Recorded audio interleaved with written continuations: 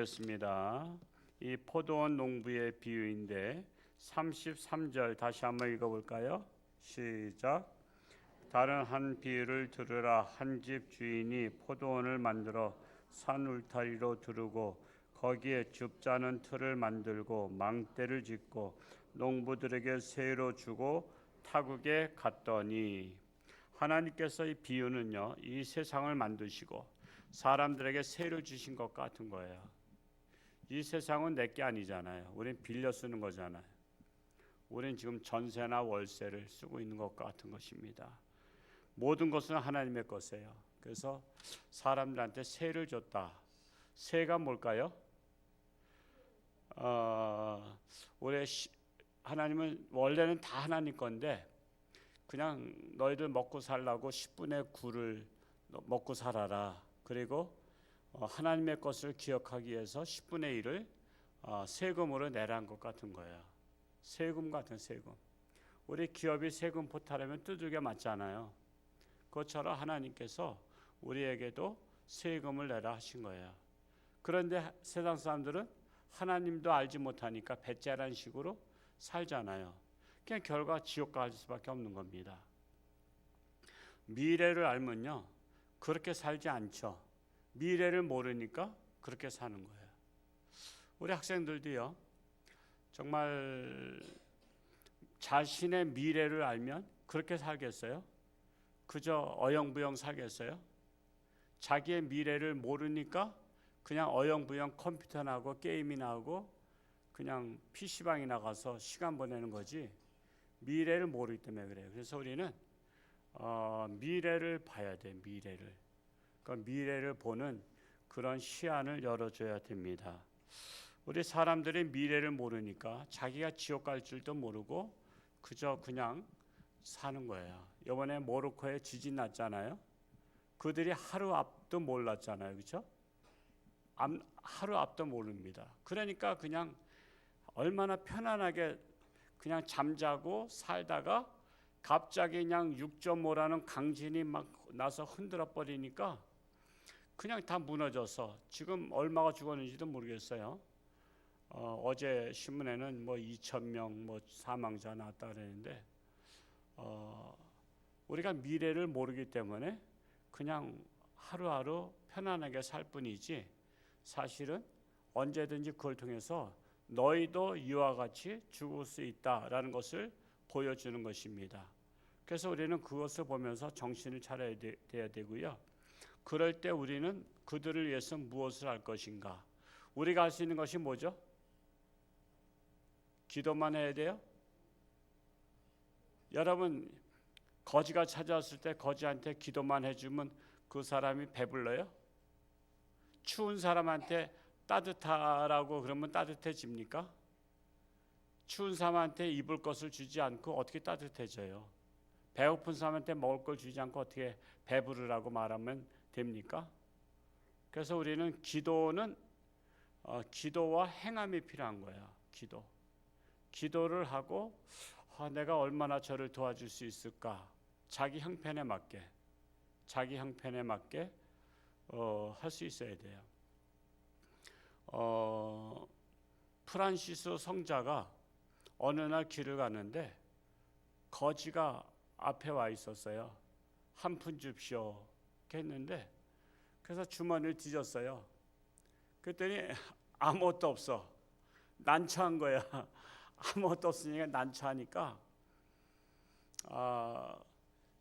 그의 손을 꼭 붙잡고 미안하다고, 내가 지금 이렇게 아무것도 없어서 내가 어떻게 하죠? 그랬더니 이 거지가 눈물을 흘린 거예요. 저는 큰 사랑을 받았습니다. 내가 비록 적선은 못 받았지만 당신의 큰 따뜻한 사랑을 받았습니다 하고 눈물을 흘렸다는 거예요. 우리는 그래서 딱 할 줄 알아야 돼요.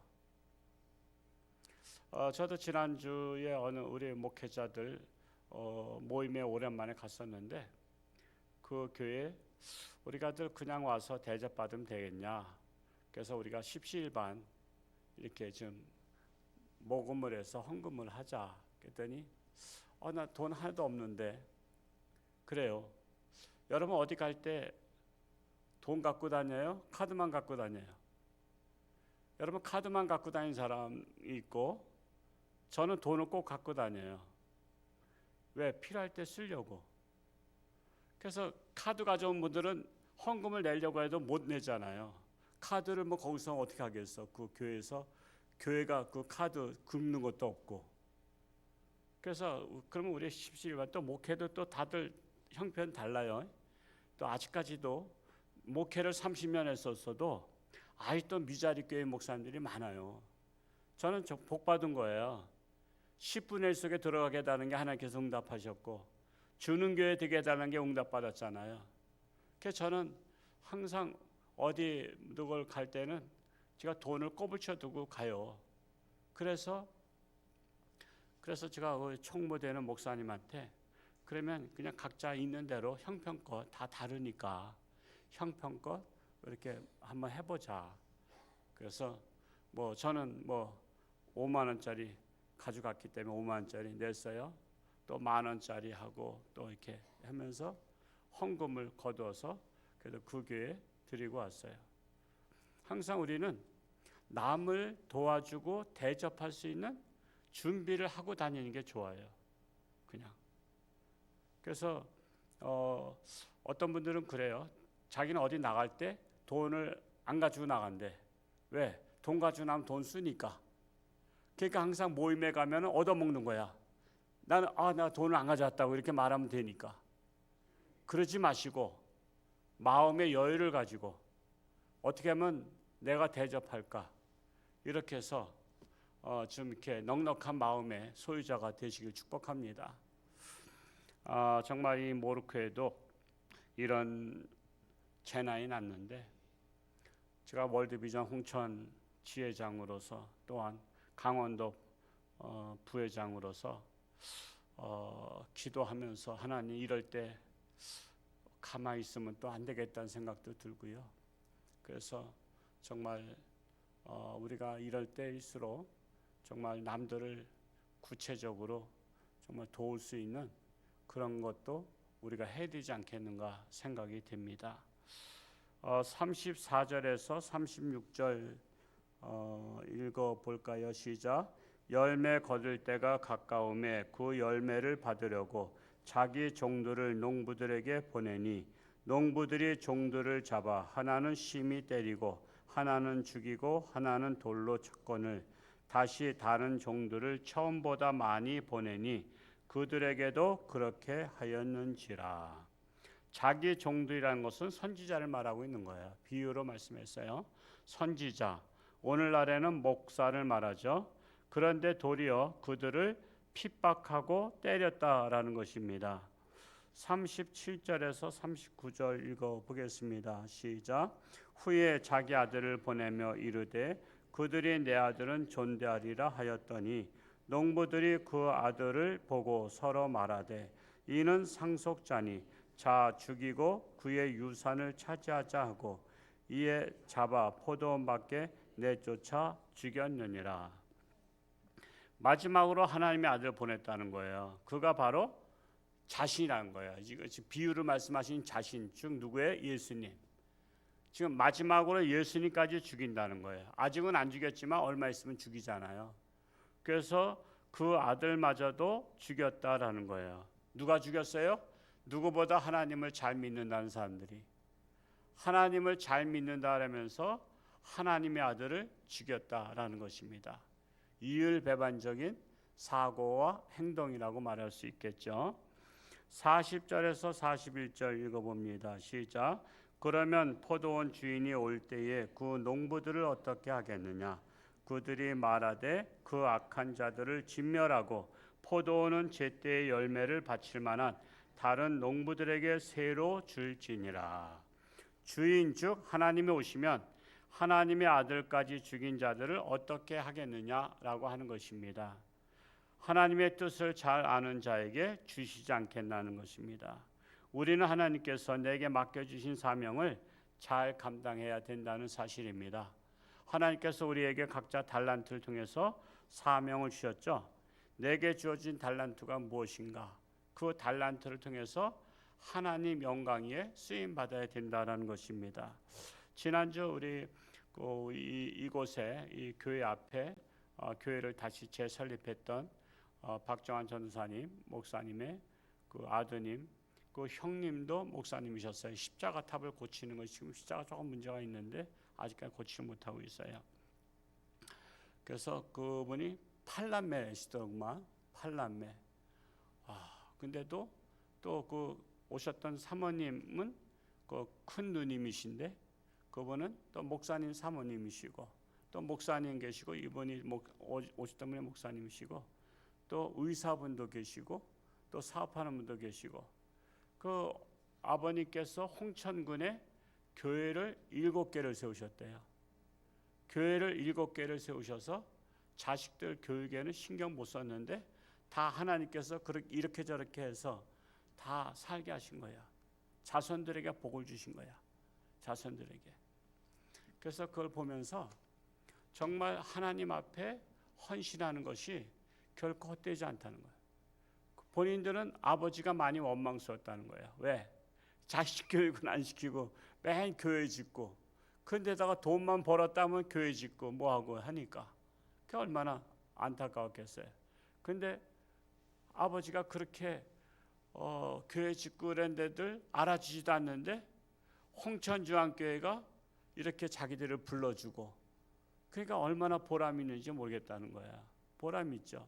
그때는 정말 지지부진했던 교회인데 아유 저렇게 뭐 이렇게 교회를 세우냐 그렇게 했었는데 홍천중앙교회가 성장해서 이렇게 하나님의 사역을 감당하고 또 자신들을 불러주고 알아주니까 정말 이제 뒤늦게 정말 한 50년이 지나서 40-50년 지나서 그 보람을 느끼게 된 것입니다. 정말 하나님께서 정말 이 땅에 사는 동안에 나는 어떻게 하면 하나님 영광에서 쓰임 받아야 됩니까? 이런 질문에 기도를 많이 하세요. 우리 그 기도들을 많이 안 하고 맨날 달라는 기도만 하잖아요. 그것보다 하나님 영광에서 어떻게 제가 쓰임 받으면 좋겠습니까? 그래서 그 기도를 많이 하는 게 하나님께서 깨닫게 해주셔요. 그러면 그 깨달음을 통해서 하나님 영광에서 하는 겁니다. 저도 지금 늘 그 기도하는 거예요. 하나님, 제가 남은 목회 어떻게 더욱더 열심히 해야 됩니까? 그리고 제가 은퇴를 하고서도 저는 소원이 그거예요. 선교지마다 교회를 세우고 학교를 세우고 정말 하나님의 사역을 감당하러 이 나라 저 나라 그런 일로 바빴으면 좋겠어요. 놀러 다니는 거로 바쁜 게 아니라 정말 하나님의 사역을 감당하면서 바쁘게 사는 것이 저의 기도 제목인데 하나님께서 하여튼 그렇게 해주실지 모르겠지만 늘 그걸 가지고 기도하고 있어요. 여러분들도 지금 그렇게 기도하시기 바랍니다. 특히 젊은 사람들 하나님 제가 열심히 벌어서 최의순 장로님처럼 교회 100개를 세우지 못해도 내가 우리 가문에서 교회를 하나 세우겠다라는 기도 제목도 한번 삼아보세요. 교회 하나 세울 수 있잖아요. 마음 먹으면 세울 수 있어요. 저 아프리카나 이런 데는 한 2천만 원이면 세워요. 사실 우리 돈 까먹은 거 엄청 많잖아요. 그거 교회 세웠으면 거기에 많은 생명이 하늘나라 갈 수 있었잖아요. 그러니까 우리가 좀 전략을 하자고요. 아끼고 덜 사 먹고 쇼핑 가서도 좀 덜 사고 웬만하면 그냥 다 얻어 입고 요즘에 얻어 입어도 옷 깨끗하고 좋아요. 저도 이거 한 10년째 입을까 그래요. 이 콤비 얼마나 편하고 좋은지 몰라. 안 떨어져. 이거 입고 작업하는 것도 아니잖아. 그러니까는 안 떨어져. 제가 곤색 이 콤비는 요 주머니가 어떻게 의자에 걸려가지고 찢어졌어. 그것도 꼬매고선 입을 거야. 그냥 꼬매고서 입으면 돼. 그런 건 목사가 꼬매 입었다고 그것 때문에 자유 사는 것도 아니고 창피한 것도 아니야. 우리 그런데 쓸데없이 돈 쓰지 말고 이번에도 모로코 같은데 밥 한 끼 그냥 내가 대접한다 생각하고 한번 해보자 이거야. 우리 밥 한 끼 사줬다고 우리 집안에 거덜나는 거 아니잖아요. 그러니까 그렇게 하는 거예요. 우리가 조금만 전략하면요, 내가 덜 사 먹으면요, 얼마든지 남을 위해서 생명을 살리는 일에 할 수가 있어요. 그걸 하나님이 보신단 말이에요. 하나님이 보면 됐지. 하나님이 알아주면 되잖아. 하나님이 알아주면 얼마나 감사해요. 얼마나 축복이에요. 하나님 거저 눈 감으시는 분 아니에요. 내가 너를 기억하노라. 내가 너를 기억하노라. 주는 자가 복이 있다. 그래서 우리는 주는 자가 복이 있다는 사실을 알아야 돼요. 미국의 그 흑인 지도자 중에 자유민주주의 운동을 했던 루터 킹 목사님 계시잖아요. 마틴 루터는 저기고 종교개혁했던 분이고 미국에도 킹 목사님 계셔요. 그분이 어렸을 때 동네에 목사님이 자가용을 타고 오셨어요. 그러니까 옛날에 시골에 저도 어렸을 때 차 하나 들어오면요 동네를 다 모여서 구경했어. 목사님 이 차 누가 사준 거예요? 그랬더니 형님이 사줬다 그러더라고. 그랬더니 야 나도 그런 형이 있었으면 좋겠다. 그렇게 하고 있는데 이 킹 목사는 어렸을 때 나도 돈 열심히 벌어서 내 동생들한테 차 한 대씩 사줘야지. 그의 일기에 기록한 거예요. 똑같은 어린이라도 나도 형한테 차 하나 선물 받았으면 좋겠다 하는 사람들과 나도 돈 벌어서 내 동생들 차 한 대씩 사줘야지. 이게 생각이 다른 거야. 그러니까 킹 목사님이 세계적인 인물이 된 거야. 그 사고의 관점이 중요한 거예요. 어떻게 하면 내가 더 받을까가 아니라 어떻게 하면 내가 남들을 위해서 살아갈 것인가. 저는 우리 홍천주안교회 그런 교회가 되는 것이 이 시대적인 사명을 깨우는 겁니다. 이 시대를 깨워야 돼요. 여러분 요즘에 정치인들이요 얼마나 많이 돈 해먹었어요? 막 1조씩 해먹고 그랬어요. 1조. 천문학적인 거예요. 몇 조씩 해먹고 몇 천억은 보통이야. 그러니까 떡값으로다가 300만 원씩 받은 것들은 그건 뭐 용돈 받은 건데 그걸 가지고 시비 건다고 그러잖아요. 300만 원 용돈이래. 용돈 받은 것 가지고 자꾸만 정치 탄압한다 그러는데 그러니까 그런 나라 지도자들이 어떻게 하면은 나라의 세금을 아껴서 가난하고 어려운 사람들 어떻게 하면 살 수 있도록 해줄 것인가. 지금 청년들의 3분의 1이 일자리가 없잖아요. 지금 대학교 졸업해봤자 3분의 1이 일자리 없어요. 그래서 아르바이트 하는 것밖에 없어요. 아르바이트. 그래서 우리가 시대를 깨워야 돼요. 그래서 정말 올바른 가치관을 가지고 살아갈 수 있는 세상을 우리 교회가 만들어야 됩니다. 충분히 할 수 있습니다. 오늘 오신 분들이 바로 그러한 주인공들 될 수 있기를 축복합니다. 오늘 하루도 주님과 동행하며 승리할 수 있기를 축복합니다. 할렐루야. 고맙고 감사하신 아버지 하나님, 오늘도 새날 주셨사오니 오늘 하루도 하나님과 동행하며 승리하는 복된 날 되게 하시고 참으로 하나님의 뜻이 무엇인지 내게 주신 달란트를 어떻게 사용하는 것이 가장 가치 있게 사용하는 것인지를 깨달아 알 수 있는 우리 모두가 되기를 간절히 원합니다. 모로코에도 대지진이 나서 수백 명, 수천 명이 죽었다고 소식이 들려오고 있습니다. 그들의 사건이 남들의 사건이 아니라 바로 우리에게도 일어날 수 있는 사건인 것을 깨닫고 이럴 때 우리는 그들을 위해서 기도하며 어떻게 내가 작지만 미약하지만 함께 도와줄 수 있는지를 생각할 수 있는 우리 모두가 되기를 원합니다. 한국교회가 깨어 기도하기 원합니다. 나라를 위해서 기도하기 원합니다. 지도자들이 정신을 차리도록 기도하기 원합니다.